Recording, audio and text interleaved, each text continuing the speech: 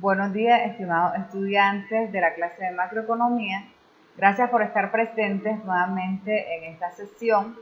Vamos a estar viendo generalidades de la macroeconomía que corresponden a lo que vamos a estar revisando en pantalla, ¿verdad? Nosotros vamos a estar compartiendo un libro, como les mencionaba, que es necesario, es de gran importancia que ustedes puedan leer. Corresponde a los principios de economía. Y este libro de principios de economía es muy importante, es básico para que nosotros lo estemos estudiando y corresponde a Francisco Mochón. Esto va a estar en la plataforma para que ustedes vayan estudiándolo y vayan viendo cómo la macroeconomía es un tema muy extenso a nivel global.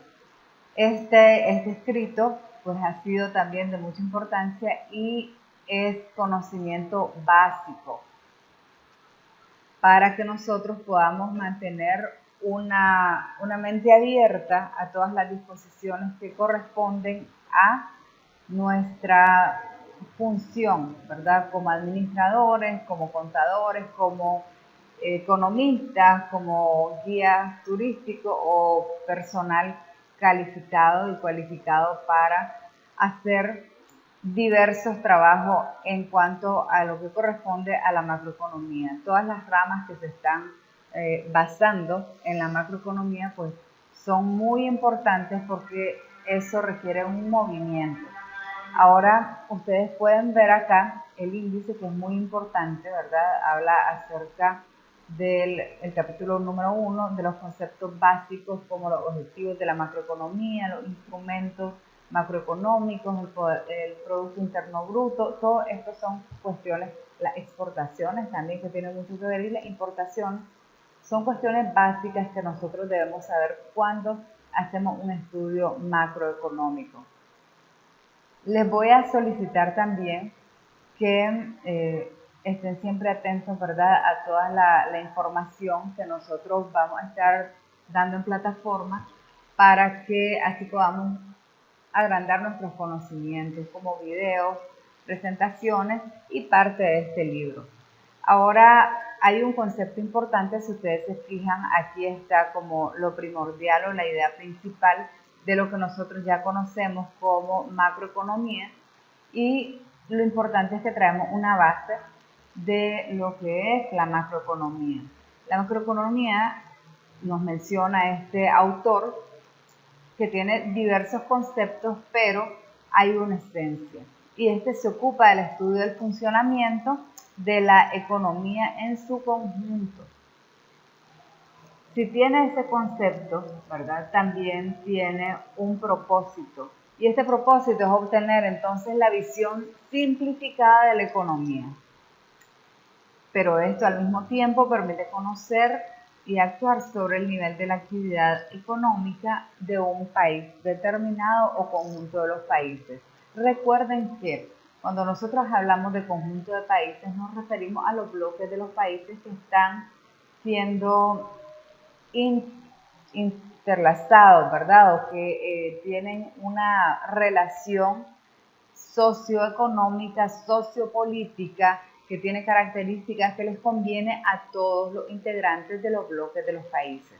Los bloques de los países pueden ser diversos, ¿verdad?, o son diversos. De hecho, tenemos la Unión Europea, tenemos el SICA, ¿verdad?, que son los países centroamericanos, tenemos también el C4, que son 4 de los países que nosotros tenemos a nivel regional, y eso hace que exista una amplitud de movimiento global. Ahora nos da otro concepto, y es la política económica. Estamos haciendo una retroalimentación del tema también anterior. La política macroeconómica la tocamos como concepto, dice que está integrada por el conjunto de medidas gubernamentales. Vean la diferencia. En el concepto anterior de macroeconomía son los conjuntos, ¿verdad?, de países. En este caso, la política macroeconómica son el conjunto de medidas gubernamentales destinadas a influir sobre la marcha económica En su conjunto se refiere en el conjunto de países involucrados que existen en la macroeconomía. Los objetivos clave de esta política económica suelen ser la producción, porque un país que no produce es un país que se estanca. Recordemos cuando nosotros hemos tenido crisis políticas dentro de los países, no fluye la producción como nosotros estamos acostumbrados, entonces el país se estanca. Entonces, parte de los objetivos claves de la política económica es la producción. Un país productivo es un país que se mantiene estable durante el tiempo entre la globalización y el comercio internacional, lo que hace abrirse campo, porque la producción es lo que hace que exista la exportación. Si no existe la exportación, entonces los países se estancan porque se vuelven países consumistas. Es como que nosotros no produzcamos nada, supongamos que no produzcamos nada, solo trabajamos y hay empresas multinacionales que nos dan el empleo en nuestro propio país. ¿A dónde van a parar todo ese PIB, el reconocimiento de ese Producto Interno Bruto? Al país de origen, no al país nuestro. Entonces los beneficiados, nosotros tenemos el beneficio de tener empleo, pero eso no es suficiente. Los beneficiados son realmente los países que están produciendo, el país que está exportando, que está elaborando. El empleo es otro punto de la política económica clave, porque si no hay empleo no hay trabajo, si no hay trabajo no hay producción. ¿De dónde salen las grandes ideas? De muchas veces de los empleados dentro de las empresas. Y las empresas pueden agrandarse, pueden hacer cosas muy productivas a través de las ideas de los empleados o del enfoque que tengan los empleados. Ahora, el empleo como tal hace que exista un movimiento en los hogares. Recordemos que la microeconomía está compuesta por las unidades, recordamos ese concepto, ¿verdad? Por las unidades como la economía del hogar, la economía de las empresas, la economía de los mercados, la economía del gobierno. Entonces, mientras haya más empleo y la gente, porque eso lo vamos a recalcar siempre, vos podés tener empleo, pero si no sabes administrar tu dinero, es como que no tengas un empleo. ¿Por qué? Porque si no sabes administrar tu dinero, vas adquiriendo deudas, vas adquiriendo nada más gastos, vas adquiriendo consumo y eso no produce. Produce cuando vos sabes administrar el dinero que recibís cuando sos un empleado y podés desarrollarte en el sistema del hogar, en el sistema del país, en el sistema de la empresa, en el sistema de gobierno. Un empleado que administra bien lo que recibe es un potencial para que el país se desarrolle y crezca. Ahora, la estabilidad de precios es el tercer punto clave. Recordemos que dijimos que estamos viendo los objetivos claves de la política económica. Mencionamos la producción, el empleo y ahora como tercer punto esencial y principal, no los únicos, la estabilidad de los precios. Cuando tenemos estabilidad de precios, el país avanza, la producción avanza, mientras que si no tenemos estabilidad en los precios, cuando el precio baja y de repente sube, la ganancia que hiciste cuando hiciste un precio bajo, usemos la lógica, se te va en la compra, porque ya es tu costo del producto cuando lo vas a restablecer nuevamente. Por ejemplo, yo compro una computadora en $100, pero el día o el próximo mes a mí esa computadora me cuesta $110 y entonces de aquí a un año esa computadora me va a costar $220. Ok, si yo compro esta computadora, ¿verdad? Un año anterior yo podía haber comprado 2 computadoras y dar, digamos, la prima o una cuota de la tercera. Pero si yo compro esta computadora de aquí a un año solamente me puedo comprar una computadora. Entonces ahí no hay estabilidad de precio y también afecta en niveles agrandados, agigantados, la política económica. ¿Por qué? Porque también afecta la macroeconomía. Si nosotros nos damos cuenta, ¿verdad? Ahí no puede haber un desarrollo económico, no puede haber un crecimiento económico porque está abasteciendo menos de lo que corresponde. Ahora, hagámoslo más fácil con un ejemplo de la canasta básica. Lo que me costaba el arroz, ¿verdad? Hace un año, eran 3 córdobas menos de lo que me cuesta ahora. Entonces, yo antes podía comprar un arroz, una libra de arroz y una libra de sal. Ahora solo puedo comprar el arroz. Si yo quiero comprar una libra de sal, tengo que gastar 7 córdobas adicionales porque también la sal subió. Entonces, la estabilidad de precios tiene mucho que ver en cuanto a la política económica, porque puedes tener un empleo, ¿verdad? Puedes tener una producción, pero los precios de esa producción no son estables. Entonces, no puede haber un equilibrio macroeconómico, que es lo que nosotros deseamos alcanzar para que exista entonces ese flujo que se requiere en todos los ámbitos, ¿verdad? Que corresponden al desarrollo macroeconómico. Ahora, hablemos del PIB potencial, ¿verdad? El PIB potencial es el máximo nivel de producción que se desea alcanzar. Y dice acá, la economía manteniendo los precios. O sea que el PIB potencial solo lo podemos alcanzar cuando hay un máximo nivel de producción, o sea, la gente, la población está económicamente activa, económicamente produciendo, pero que existe una estabilidad en los precios. Porque era lo que mencionaba antes, si tenemos una producción alta, tenemos empleos porque la gente está produciendo bastante, entonces el país está produciendo, la gente está trabajando, pero no hay estabilidad en esos precios. La gente va a perecer porque va a haber, aunque mucha producción, aunque mucho empleo, pero los salarios no van a permitir ese crecimiento macroeconómico que requiere una economía saludable en un país. Veamos los objetivos de la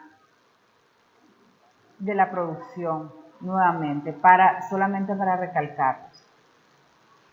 Dice que el funcionamiento de una economía en base al cumplimiento de una serie de objetivos, vamos a mencionar 3 relevantes y estamos acá.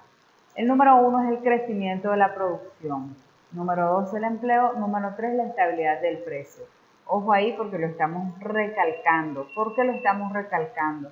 Porque estos términos no se nos pueden olvidar cuando nosotros estamos queriendo hacer que un país crezca, que un país sea productivo, que un país tenga una economía estable, que un país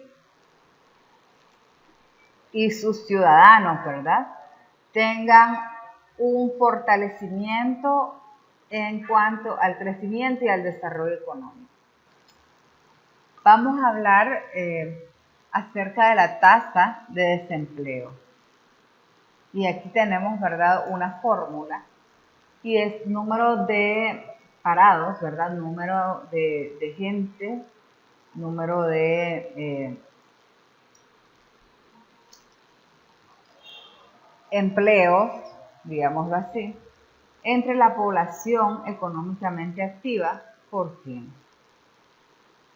Aquí nos vamos a dar cuenta, ¿verdad?, cuando la población económicamente activa está trabajando o no. Y si las vacantes que existen en un país llenan con ese número de población.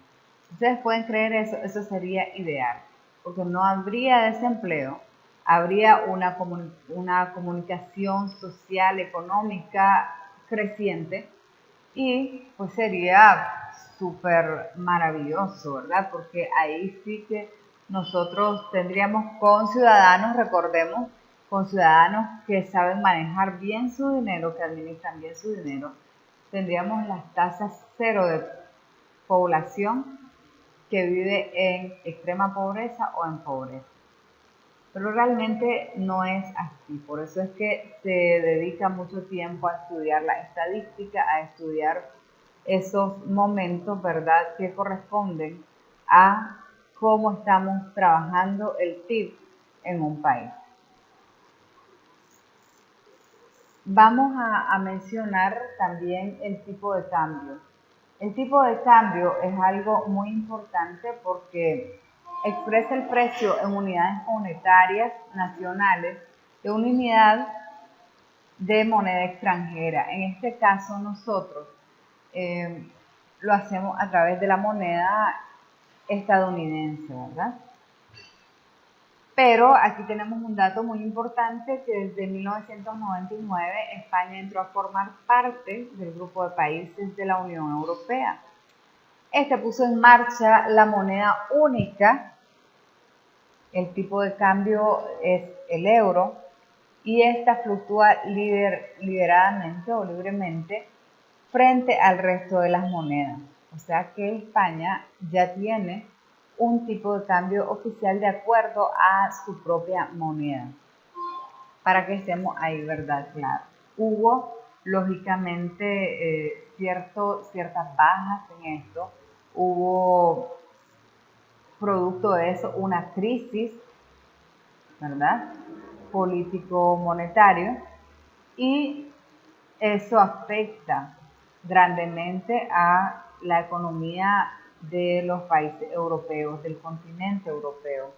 En nuestro caso, cuando el dólar tiene una crisis, o los países, el país, ¿verdad?, de Estados Unidos, cuando tiene una crisis económica, también nos afecta ese tipo de cambio en nuestra moneda. Por esa razón es que es importante que todos los países estemos de acuerdo, que todos los países estemos en conexión con lo que corresponda a lo que significa la macroeconomía. Bien, entonces ahora estamos hablando de un déficit público. Estamos tomando puntos muy importantes. Vean, cuando nosotros empezamos a leer este libro, vamos a enriquecernos de manera tal que vamos a poder comprender, porque tiene además ejemplos fáciles de entender, vamos a poder comprender lo que corresponde a una serie de información básica para entender todos los movimientos de los países, por qué ocurren las crisis, por qué ocurren los descensos político-económicos, por qué ocurre, digamos, la pobreza. Es muy importante que nosotros podamos documentarnos de esto, porque así además vamos a entender cómo estamos administrando nosotros nuestra casa, cómo estamos nosotros administrando la economía de nuestro hogar, cómo estamos administrando y cómo influenciamos nosotros en nuestra generación macroeconómicamente, cómo influenciamos nosotros para que el país avance. Todo el dinero es circular, pero se distribuye en algunos puntos focales, ¿verdad? Por ejemplo, si usted tiene la costumbre de ser consumista, usted está aportando a la macroeconomía, pero lo único que está haciendo es desbaratando su economía, la economía de su hogar. Pero usted está aportando a la macroeconomía. Por ejemplo, si a usted le encanta la fritanga y usted todas las noches compra fritanga, entonces eso a su economía no le ayuda, a su salud no le ayuda, a largo plazo puede tener problemas, pero a los fritangueros sí les va a colaborar mucho, les va a ayudar mucho y va a hacer que ellos crezcan y pongan un gran negocio. Entonces usted está aportando siendo consumista. Ahora, si a usted le encanta con su salario ir a gastárselo en cine todos los fines de semana, usted está aportando a que el cine tenga un equilibrio. Lo único que usted está desequilibrando su economía. Entonces, todos los aspectos que tienen que ver con la moneda, no es que unos están mal y otros están bien, o que unos negocios no deberían existir. Todos los negocios deben existir. Siempre van a haber clientes que asistan ahí. Pero si usted es un consumista compulsivo, entonces usted está retrocediendo a la macroeconomía o a las estadísticas macroeconómicas de un desarrollo de país. Si hablamos de los impuestos, miremos que es un instrumento de la política fiscal y esto entra en la política monetaria, ¿verdad? Los gobiernos entonces suelen recurrir a esta política monetaria para tratar de estabilizar todas las actividades que tengan que ver con la economía. ¿Para qué? Para evitar inconvenientes derivados de los ciclos económicos. Por esta razón es que la política económica sirve para controlar la evolución de la cantidad de dinero, sea esta alta, ¿verdad? O sea baja. Si los países están produciendo mucho dinero, entonces obviamente esto influye, ¿verdad? En cuanto a la generación del mismo. Empiezan a caer los precios, entonces empiezan a bajar intereses, empiezan a desestabilizar incluso la macroeconomía cuando fluye demasiada cantidad de dinero. Pero y vean el fenómeno que incluso ahí se da la escasez. Pero si hay poco dinero, también hay escasez, ¿verdad? Entonces hay términos que se utilizan como inflación y deflación, que son precisamente estos los que entran a generar un cambio macroeconómico en las economías, que es lo ideal, que exista un equilibrio en la moneda. Para ello controlan la evolución de las cantidades de dinero, el crédito y en general el funcionamiento del sistema financiero. Vean qué interesante. Ahora, algo importante es que mediante el control de la cantidad de dinero, el Banco Central, todos los países tienen su propio Banco Central y los bancos centrales son los entes reguladores de la macroeconomía de un país. Entonces, recordemos que muchas veces decimos, bueno, pero yo veo tanta gente ahí trabajando en el Banco Central, en este caso de Nicaragua, ¿y qué hace tanta gente trabajando en un banco central? ¿Qué es el Banco Central? ¿Qué hace el Banco Central? Pues es el ente regulador de los bancos y las disposiciones y las políticas monetarias que se van a llevar a cabo en un país. Nuestra economía ha experimentado muchos cambios, ¿verdad? Sobre los precios, sobre la política, sobre esta pandemia incluso. Y la clase anterior hacíamos, ¿verdad?, un comentario interesante acerca de cómo afecta esta pandemia en la economía nacional, cómo afectan las crisis políticas en la economía nacional. Entonces, vemos que todo influye, cómo afecta incluso que usted no maneje bien su dinero. ¿Por qué recalcamos esto? Porque somos parte de un crecimiento. Si usted tiene a largo plazo querer hacer un negocio, querer distribuir un negocio, querer hacer o prestar su servicio, usted está aportando macroeconómicamente a una gran inversión, ¿verdad? Una inversión de vida. La política monetaria, a través del control de la oferta monetaria por parte del Banco Central y su capacidad de incidir sobre el tipo de intereses y las condiciones crediticias, afecta al gasto de los sectores de la economía. Y menciona que estos son sensibles a los tipos de interés como la inversión empresarial, vean qué interesante, el consumo y las exportaciones netas.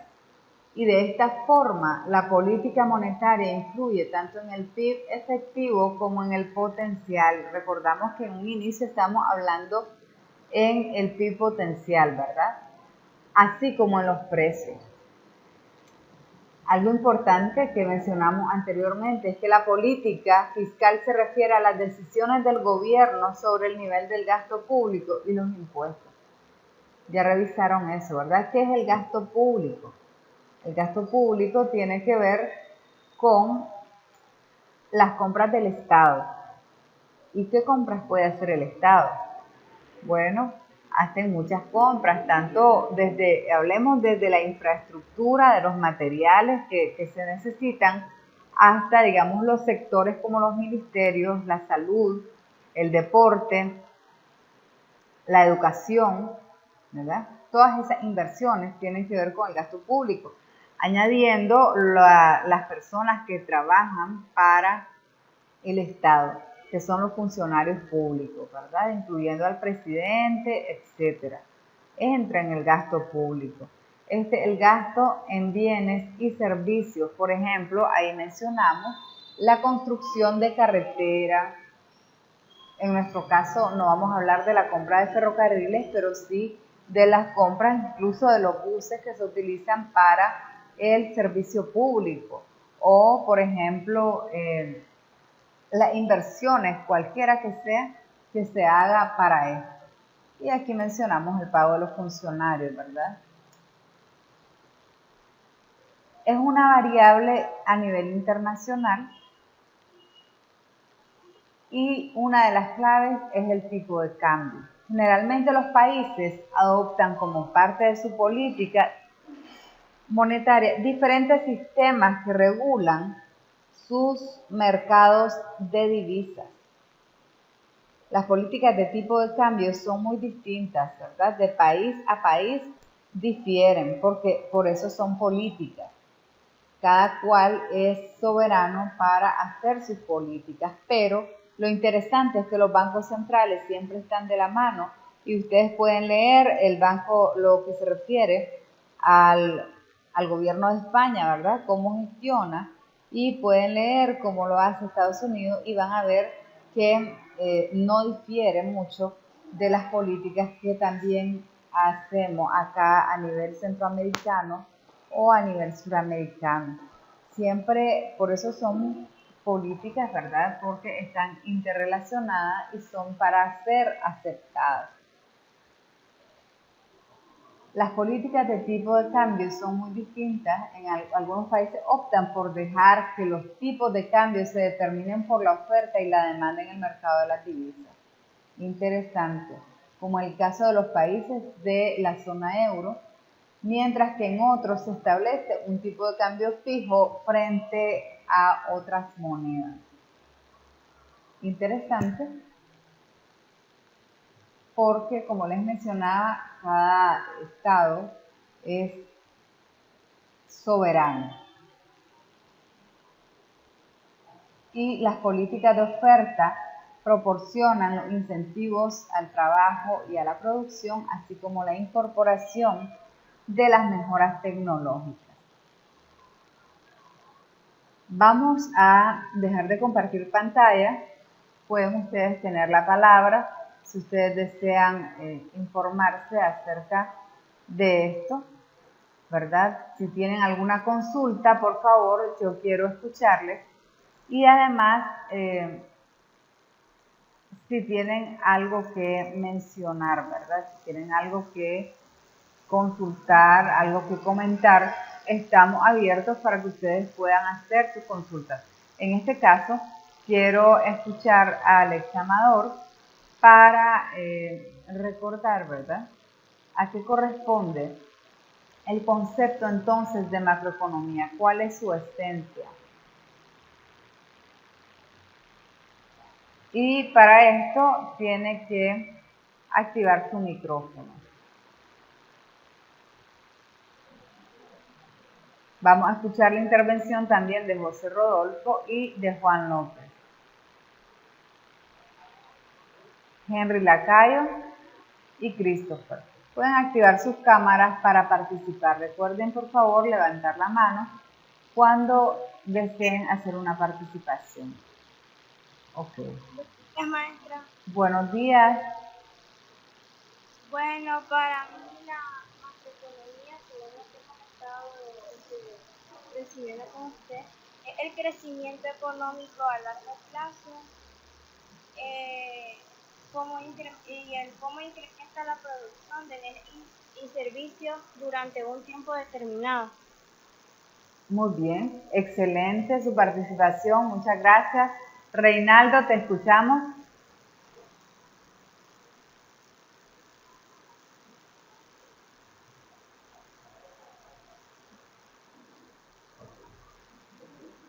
Referente a la macroeconomía. Correcto. Bueno, como le había dicho, dice que es una parte económica teórica que se encarga de estudiar los indicadores globales. Así es. Dice que también lo que es el monto total de bienes y servicios producidos, el total de los ingresos, el empleo, los recursos productivos, el balance de pago y tipo de cambio. Muchas gracias, Reinaldo. María José.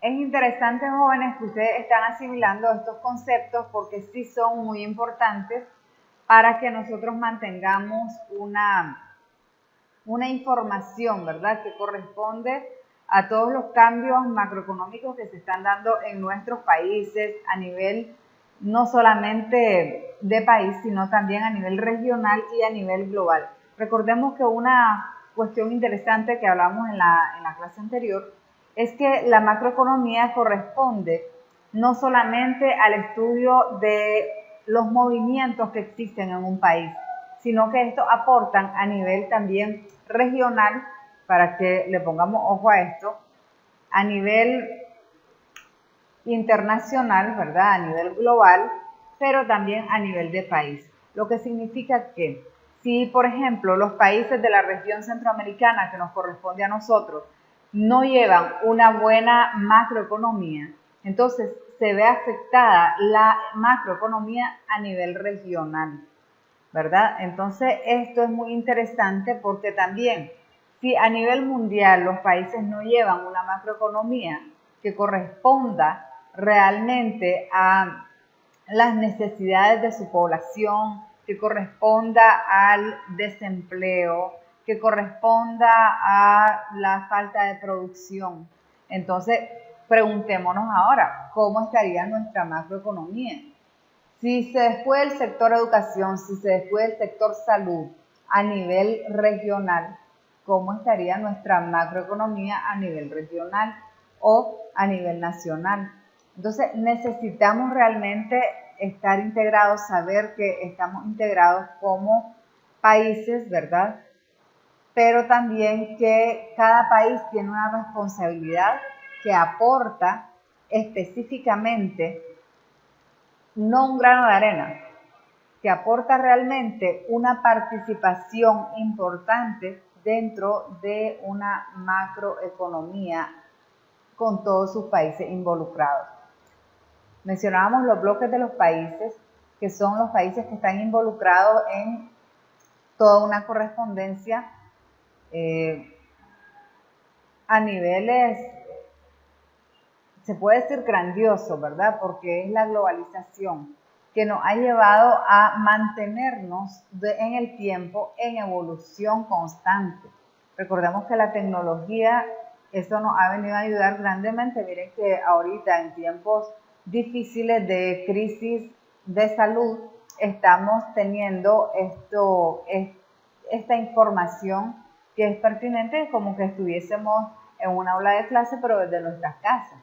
Si no fuese así, entonces realmente no tendríamos, ¿verdad?, una razón como para continuar o para decir, ok, nosotros estamos al tanto de todo lo que sucede, pero ¿qué solución le damos a esto?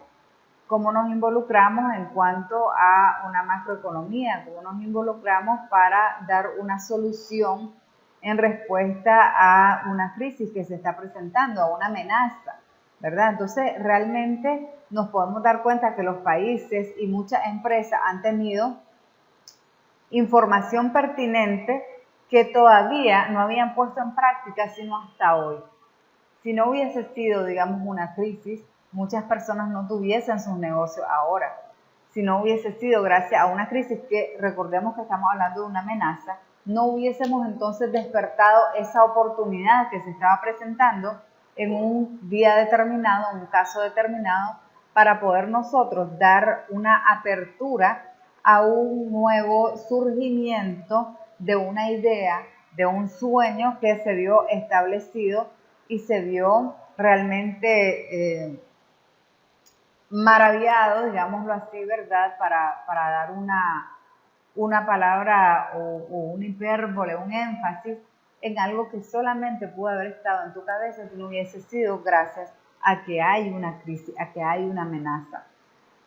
Y en cuanto a las fortalezas, también, digamos, ahorita ustedes, nosotros, estamos fortaleciéndonos en cuanto a nuestras habilidades, ¿verdad? De participar ya en línea una clase, a participar en línea como estudiante. Estamos desarrollando unas habilidades que corresponden a un desarrollo que antes pudo haber sido una debilidad y ahora es una fortaleza. Entonces, las crisis no son malas, son buenas porque empiezan a ayudarnos a sacar lo mejor de nosotros, empiezan a obligarnos a evolucionar, obligarnos a tomar decisiones. ¿Y por qué digo obligarnos? Porque muchas veces cuando no nos obligamos, no nos comprometemos.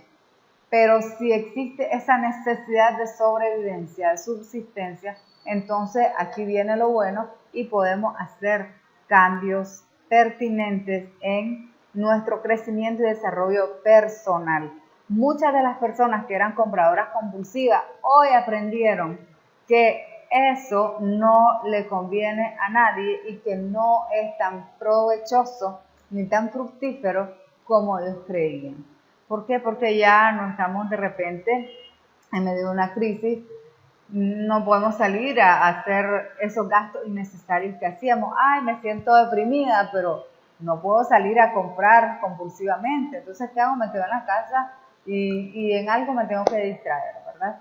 Entonces, o en algo tengo que aprovechar ese tiempo. Entonces, muchas de las personas que han pasado por crisis han aprendido grandes lecciones que han correspondido a dar una respuesta positiva y hacer un cambio, aunque sea obligadamente, pero que es positivo para poder hacer cambios incluso nacionales, ¿verdad? Un cambio suyo personal, recordemos que afecta un cambio positivo a nivel nacional, a nivel regional, a nivel mundial. Por eso una persona, por ejemplo, que no bota basura, está contribuyendo no solamente a que en su casa, ¿verdad?, que bote basura donde no se debe botar, ¿verdad? Entonces está construyendo a que a nivel de barrio, a nivel de colonia, a nivel de departamento, a nivel regional de país, a nivel de país como tal, se vuelva un país que aporte una responsabilidad social a nivel mundial incluso. Entonces, el aporte que usted haga, ese aporte va a ayudar a hacer un cambio específico, pertinente, pero muy valorado, muy evaluado a nivel internacional. Entonces, jóvenes, esto ha sido todo por esta clase.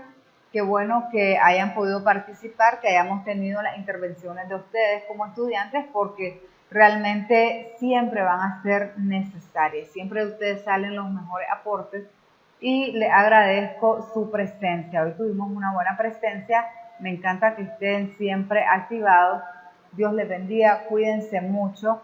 Y recordemos que los cambios están en nuestras manos, ¿verdad? Los cambios no están tanto en cuanto a niveles macroeconómicos, estamos hablando, no están tanto en los gobiernos. Los cambios están realmente en las manos de la población como individuos. Si nosotros queremos cambiar algo y nos ponemos de acuerdo, seguro que lo vamos a lograr. Entonces, jóvenes, yo me despido, muchas gracias, Dios les bendiga. Aquí finalizamos este video y les agradezco, como siempre, su presencia. Atentos a la página para que todo corresponda en una buena marcha. Ok, saludos y bendiciones.